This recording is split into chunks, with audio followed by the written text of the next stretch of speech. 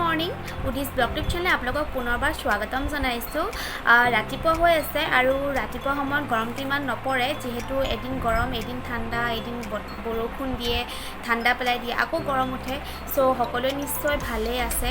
আৰু এতিয়া ৰাতিপুৱা যিহেতু মই ভাবিছোঁ যে ৰাতিপুৱা আজি মই কচু পাতৰ ভজা বনাম বুলি। তেনেহ'লে ভিডিঅ'টো চাই থাকক। এতিয়া মই কচুখিনি ধুনীয়াকৈ কাটি ল'ম দুভাগকৈ।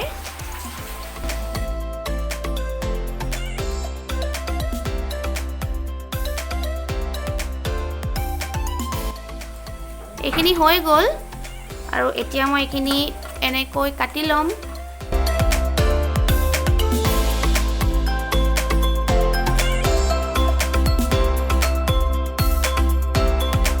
ভিতৰত যে দেখিছে এইবোৰ হৈছে কচু থু, এইবোৰ পাতত দিও খাব পাৰি, কোমলীয়া।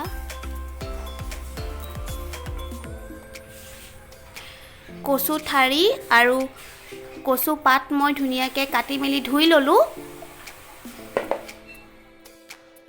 কচুপাত কেইখিলা মই ধুনীয়াকৈ পানীত ধুই ল'লোঁ আৰু আজি মই আপোনালোকৰ ওচৰত অকল কচুপাতৰ ভজাহে দেখুৱাম। চ' সেইটো কাৰণে কচু ঠাৰিখিনি নবনাওঁ, কাৰণ কচু ঠাৰিখিনি আপোনালোকে জানেই সকলোৱে বনাই খায়েই। চ' ব'লক কেনেকৈ বনাওঁ দেখুৱাওঁ। এতিয়া মই পাতখিনি সৰু সৰুকৈ কুটি ল'লোঁ আৰু মই এইখিনি কুকাৰত অলপমান বইল হ'বলৈ দি দিম।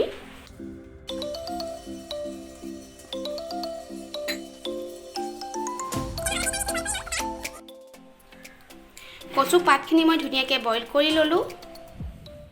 কচুৰ পাতৰ ভজাত দিবলৈ মই লৈ লৈছোঁ মছন্দৰী কেইখিলামান, জলকীয়া, এটা সৰু বিলাহী, পিঁয়াজ আৰু নহৰু লৈছোঁ। আৰু মছন্দৰীটো এনেও টেঙাই হয়, কিন্তু হ'লেও বিলাহীটো লৈ লৈছোঁ আৰু মছন্দৰীটো নিদিলেও হয়, কিন্তু যিহেতু আমাৰ কচু বনালে কচু আমাৰ ডিঙিত ধৰে, মানে খজুৱাই, সেইটো কাৰণে নখজুৱাবৰ কাৰণে মই ইয়াত মছন্দৰী ব্যৱহাৰ কৰিম। এইটো একচুৱেলি আগতে মায়ে খুব ব্যৱহাৰ কৰে, সেইটো কাৰণে এনেকৈ মই ইয়াতো ব্যৱহাৰ কৰিম। কেৰাহী পাতি দিলোঁ আৰু ইয়াত মই দি দিম তেল। তেলখিনি গৰম হৈ গৈছে আৰু মই ইয়াত এতিয়া দি দিম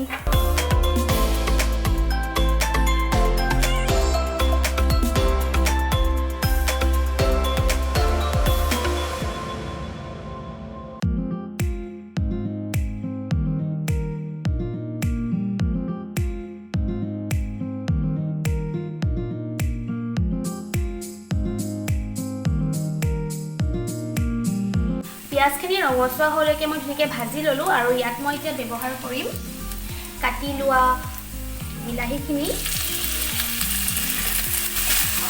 অলপমান চেনি ব্যৱহাৰ কৰি দিম, কাৰণ চেনি দিলে খাবলৈ বহুত বেছি সোৱাদ হয়।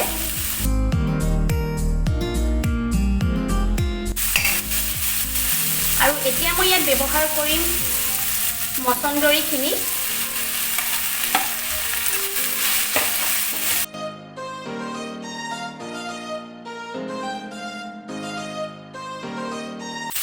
মছন্দৰীখিনি দিয়াৰো ৰিজন আছে, কাৰণ কচু খালে যিহেতু আমাৰ ধৰে, আৰু সেইটো কাৰণে আগতে মায়ে কি কৰে ইয়াত মছন্দৰী দি দিয়ে, তেতিয়া আমাৰ ডিঙি নখজুৱাই, আৰু সেইটো কাৰণে ময়ো আজি ইয়াত মছন্দৰী ব্যৱহাৰ কৰি দিছোঁ।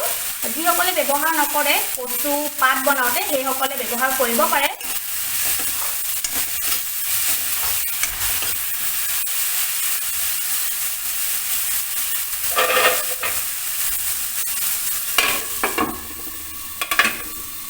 এড কৰিম বইল কৰি থোৱা কচু পাতখিনি।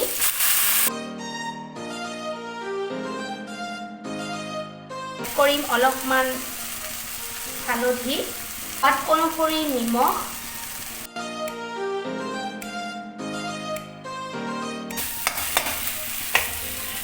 আৰু ইয়াত মই এতিয়া এড কৰি দিম কুহুমীয়া পানী অলপ। জোল নকৰোঁ, থপথপীয়া কৰিম।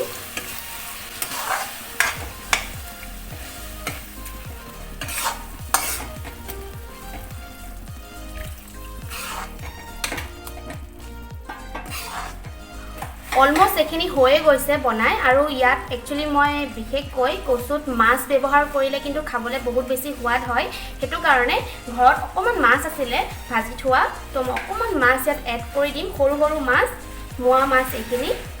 মোৰ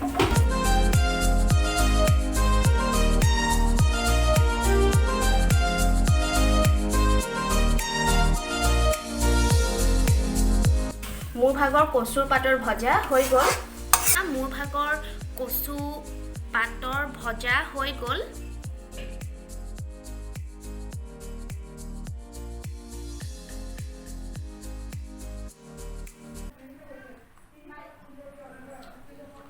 বহুত টেষ্টি হৈছে খাবলৈ। এয়া হৈছে ঠাৰিৰ ভাজি, য'ত মায়ে জালুক দিছিলে, আৰু এইখিনিত মই জালুক দিয়া নাই। দুপৰীয়া হ'ল, ভাত পানী খাই মেলি আজৰি, আৰু এতিয়া সদায়নো কিমান বিস্কুট চাহ খাই থাকিম। মই ভাবিছোঁ আজি গাজৰৰ কেক বনাওঁ বুলি। তেনেহ'লে ব'লক গাজৰৰ কেক বনাওঁ, আপোনালোককো দেখাওঁ কেনেকৈ বনায়, আৰু যিসকলে বনোৱা নাই বনাই খাই চাবচোন, বিৰাটেই ভাল লাগে খাই। আৰু যিসকলে বনাই পাইছে তেওঁলোকেতো গম পায়েই কেনেকৈ বনায়। তেনেহ'লে ব'লক। গাজৰৰ কেক বনাবৰ কাৰণে মই লৈ লৈছোঁ এটা বাতিত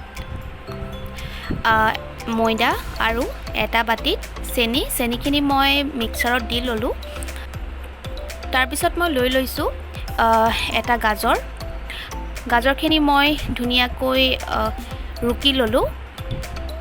এতিয়া মই এটা বাতিত ৰিফাইন একাপতকৈ আধা দি দিছোঁ। তাৰপিছত মই মিক্সাৰত দি লোৱা চেনিখিনি ইয়াত দি দিম। তোৰ অনুপাতে দিলেই হ'ল। মই আধা চেনি বাতিটো ৰাখি দিছোঁ, পিছত এড কৰি দিম। তাৰপিছত মই এইখিনি ধুনীয়াকৈ মিক্স কৰি লৈছোঁ। ভালদৰে মিক্স কৰাৰ পিছত মই ইয়াত অকণমান গাখীৰ এড কৰি দিম।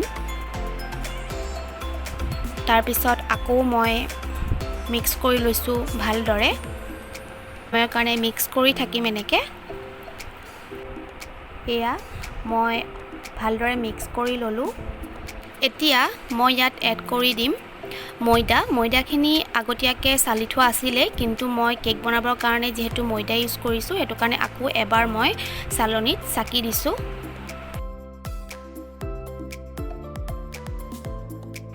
এতিয়া মই ইয়াত অকণমান গাখীৰ এড কৰি দিম।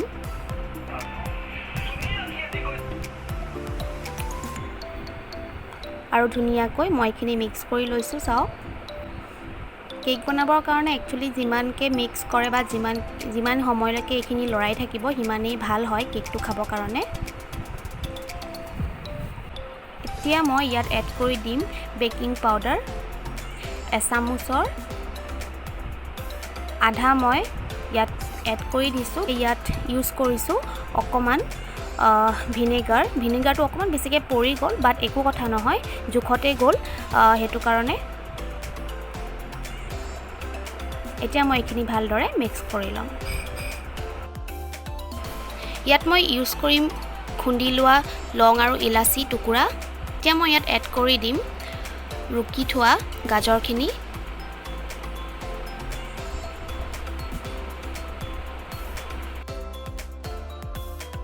এয়া চাওক, কালাৰটো চেঞ্জ হ'ব ধৰিছে।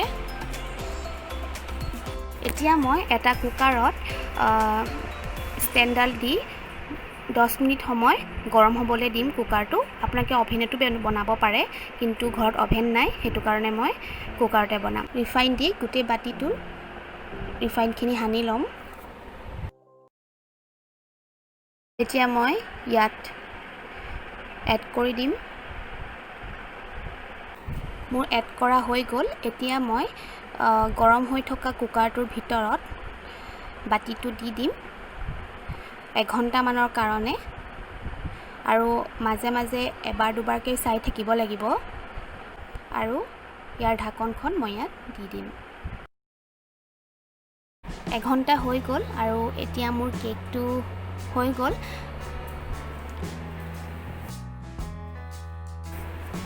এয়া চাওক, মোৰ কেক হৈ গ'ল। আপোনালোকক মই ধুনীয়াকৈ দেখাব চেষ্টা কৰিম কেনেকুৱা হৈছে। এয়া চাওক কিমান কোমল হৈছে মই বনোৱা কেকটো। এতিয়া মই আন এটা পাত্ৰত কেকটো উলিয়াই ল'ম। কোমল হৈছে।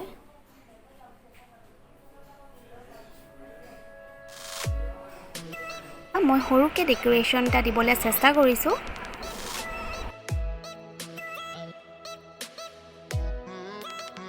মই অকণমান আপোনালোকক কাটি দেখাওঁ ভিতৰটো কেনেকুৱা হৈছে। ক'লে আজিলৈকে বনোৱা নাই, এবাৰ হ'লেও বনাই চাব, বিৰাটেই টেষ্টি লাগে খাই, বহুত ভাল লাগে। এয়া চাওক মোৰ ভাগৰ কেক কিমান ধুনীয়া হৈছে, ভিতৰটো কিমান কোমল হৈছে।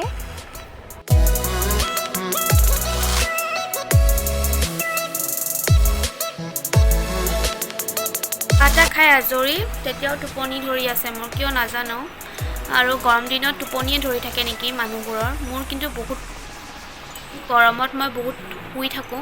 ফ্ৰেণ্ডছ, আপোনালোকে বাৰু মোৰ ভিডিঅ'টো কেনেকুৱা পালে? যদি ভাল পালে তেনেহ'লে প্লিজ লাইক কৰিব আৰু প্লিজ কমেণ্ট ছেকশ্যনত জনাব কেনেকুৱা পালে।